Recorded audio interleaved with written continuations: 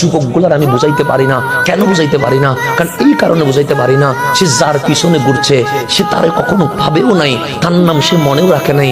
কিন্তু খোদার কসম, তারে যদি আমি বুকে লাগায়া আমার নবীর রওজার সাথে কানটা লাগায়া দিতে পারতাম, তারে যদি শোনাইতে পারতাম তোমার নায়ক তোমার নামও জানে না, তোমার খেলোয়াড় তোমাকে নিয়ে ভাবেও না, তোমার নেতা প্রয়োজনে তোমার ইউজ করে, প্রয়োজন ছাড়া তোমার কবর নেয় না, কিন্তু সোনার মদিনায় রওজায় দেখো তোমার নবী তোমার গুনাহ দেখে উম্মত উম্মত বলে চোখের পানি ছেড়ে দিয়েছে।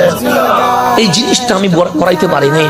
যদি আমি পারতাম আপনাকে নিয়ে রসুলের সবচেয়ে গুম্বিদের সামনে আপনাকে রওজার সাথে একটু কাঁটা লাগাইয়া দিতে পারতাম, আপনি শুনতেন আমার কামলিওয়ালা কি বলে, আমার রসুল কি বলে, এখনো পর্যন্ত চিৎকার করছে। সেজন্য আল্লাহ বলছে ওয়ালামু আন্না ফীকুম রাসূলুল্লাহ, আন্না ফীকুম রাসূলুল্লাহ।